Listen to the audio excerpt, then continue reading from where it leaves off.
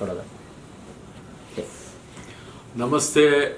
ನಿಮ್ಮ ಪ್ರೀತಿಯ ತಿಮ್ಮರಾಜ್ ಗೌಡರು.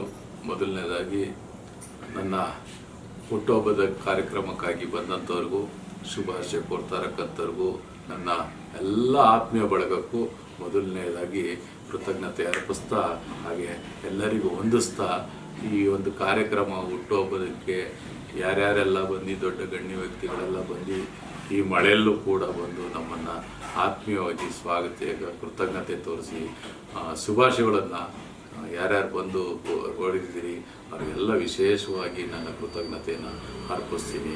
ಹಾಗೆ ಈ ಒಂದು ಸಂದರ್ಭದಲ್ಲಿ ನಾವು ದೊಡ್ಡ ಮಟ್ಟದಲ್ಲಿ ಸುಮಾರು 3,000 to 5,000 ಜನ ವ್ಯವಸ್ಥೆ ಮಾಡಿದ್ದೆ. ಮಳೆ ಕಾರಣ ಅಂತದ್ರಿಂದ ಎಲ್ಲ ರದ್ದಾಗಿತ್ತು. ವಾಟ್ಸಪ್ ಫೇಸ್ಬುಕ್ನಲ್ಲಿ ಮನವಿ ಮಾಡಿಕೊಂಡು ಇಲ್ಲೇ ಪೀಣ್ಯ ಸೆಕೆಂಡ್ ಸ್ಟೇಜಲ್ಲಿ ಹುಟ್ಟುಹಬ್ಬವನ್ನು ಆಚರಣೆಗೆ ವ್ಯವಸ್ಥೆ ಮಾಡಿತ್ತು. ಅಲ್ಲಿಗೆ ಬಂದು ಎಲ್ಲ ಶುಭಾಶಯಕ್ಕೆ ಹೋಗಿರೋದಕ್ಕೆ ಧನ್ಯವಾದಗಳು.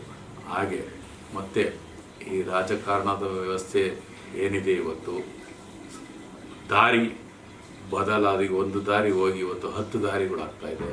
ವ್ಯವಸ್ಥೆಗಳಲ್ಲಿ ತುಂಬ ಬದಲಾಗ್ತಾ ಇದೆ. ಮನುಷ್ಯತ್ವ ಹಾಳಾಗ್ತಾ ಇದೆ. ಜನರ ನೆಮ್ಮದಿ, ಜನಸಾಮಾನ್ಯರ ಜೀವನ ಬದುಕು ತುಂಬ ಕಷ್ಟ ಆಗ್ತಾ ಇದೆ. ಅದಕ್ಕೆ ಮುಂದಿನ ರಾಜಕಾರಣ, ಕರ್ನಾಟಕದ ರಾಜಕಾರಣ ಒಂದು ಜನಪರವಾದಂಥ ಪಕ್ಷಗಳು ಬರಬೇಕು. ಹಾಗೆ ನಮ್ಮ ಒಂದು ಏನು ಈ ರಾಜಕೀಯದ ಬದುಕೈತೆ, ಈ BBMP ಇರ್ಬೋದು ಅಥವಾ ದಾಸರಳ್ಳಿ ವಿಧಾನಸಭಾ ಕ್ಷೇತ್ರದ MLA ಕಾನ್ಸ್ಟಿಟ್ಯೂನ್ಸಿ ಇರ್ಬೋದು, ಇದಕ್ಕೆ ನನ್ನದೇ ಆದಂಥ ಒಂದು ತೀರ್ಮಾನವನ್ನು ತಗೊಂಡು ಏನು ಮಾಡಬೇಕು ಅನ್ನತಕ್ಕಂಥದ್ದು ನನ್ನ ಅಭಿಮಾನಿಗಳನ್ನೆಲ್ಲ ಕೇಳಿ ಮುಂದಿನ ಹೆಜ್ಜೆ ಇಡಬೇಕು ಅಂತ ಕೂಡ ನಾನು ಒಂದು ತೀರ್ಮಾನ ಮಾಡಿಕೊಂಡಿದ್ದೀನಿ. ಸಲಹೆಗಳು ಅಭಿಮಾನಿಗಳು ಕೊಡಬೇಕು, ಒಳ್ಳೆ ದಾರಿಯನ್ನು ಬೇಕು. ನಮಗೆ ರಾಜಕಾರಣ ಮುಖ್ಯ ಅಲ್ಲ, ಜನರ ಸೇವೆ ಮುಖ್ಯ. ಕಾಲದಿಂದನೂ ನಾವು ಜನಸೇವೆಯಾಗಿ ನಮ್ಮ ಆಸ್ತಿಯನ್ನು ಮಾರಿ ಜನರಿಗಾಗಿ ಜನಸೇವೆ ಮಾಡ್ತಾ ಬಂದಿದ್ದೀನಿ. ಯಾವುದೇ ರೀತಿಯಲ್ಲಿ ಕೆಟ್ಟ ರೀತಿಯಲ್ಲಿ ಓದೋರಲ್ಲ. ಅದರಿಂದ ಸಲಹೆಗಳನ್ನ ಕೇಳಿಕೊಂಡು ಮುಂದಿನ ರಾಜಕೀಯ ಭವಿಷ್ಯ ಹೇಗಿರುತ್ತೆ ಅನ್ನೋಕ್ಕಂಥದ್ದನ್ನು ಇದು ಮಾಡ್ತೀನಿ. ಮತ್ತು ಮುಂದಿನ ಪಕ್ಷ ಯಾವ್ದು ಬರಬೇಕು, ಯಾವ್ದು ಬರಬಾರ್ದು ಅನ್ನೋದನ್ನು ವಿಧಿ ನಿಯಮ ಜನಗಳು ತೀರ್ಮಾನ ಮಾಡಿಕೊಂಡು ಒಳ್ಳೇದು ಬಂದರೆ ಚೆನ್ನಾಗಿರುತ್ತೆ ಅನ್ನೋದು ನನ್ನ ಭಾವನೆ ಆಗಿದೆ. ಇನ್ನು ಒಂದು ಕೇಳೋದಾದರೆ ಸರ್, ನಿಮ್ಮ ಸಾಕಷ್ಟು ವಿಡಿಯೋಗಳನ್ನು ನಾವು ನೋಡಿದ್ದೀವಿ. ನಿಮ್ಮ ಪ್ರಿಡಿಕ್ಷನ್ ಕೂಡ ಅಷ್ಟೇ ತುಂಬ ಗಮನ ಸೆಳೆಯುವಂಥದ್ದಾಗಿರುತ್ತೆ. ಯಾಕಂದರೆ ರಾಜಕೀಯ ಕ್ಷೇತ್ರದಲ್ಲಿ ಕೂಡ ನೀವು ಲಾಸ್ಟ್ ಟೈಮು ಬೊಮ್ಮಾಯಿ ಸರ್ ವಿಚಾರವಾಗಿ ಮತ್ತು ಯಡಿಯೂರಪ್ಪ ಸರ್ ವಿಚಾರವಾಗಿ ಬಂದಾಗ, ಸೊ ಅದ್ರ ಬಗ್ಗೆ ಏನಾದರೂ ಹೇಳೋದಾದರೆ?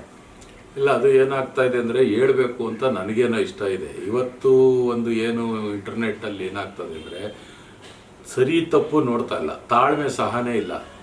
ಇವರು ಮನುಷ್ಯರಲ್ವಾ ಅನ್ನೋ ರೀತಿಲಿ ಕಾಮೆಂಟ್ಸ್ಗಳು ಬರೋದ್ರಿಂದ ಏನಾಗ್ತಾಯಿದೆ, ನನಗೆ ತುಂಬ ಬೇಸರ ಆಗ್ತಾಯಿದೆ.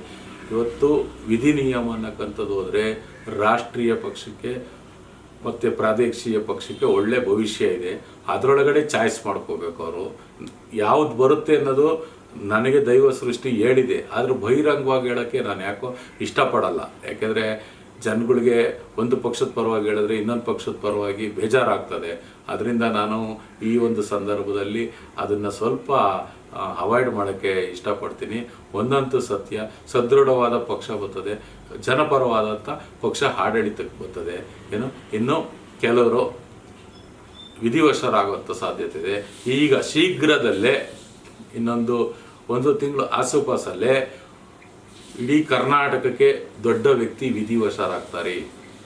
ಇಡೀ ಕರ್ನಾಟಕಕ್ಕೆ ಪ್ರಮುಖವಾದಂಥ ಅಥವಾ ದೆಹಲಿ ಮಟ್ಟದಲ್ಲೂ ದೊಡ್ಡ ಮಟ್ಟದಲ್ಲಿ ಇದ್ದಂಥವ್ರು, ದೆಹಲಿ ಮಟ್ಟದಲ್ಲಿ ಇದ್ದಂಥವ್ರು ಕೂಡ ಒಬ್ಬ ಕರ್ನಾಟಕದ ವ್ಯಕ್ತಿ ವಿಧಿವಶರಾಗ್ತಾರೆ.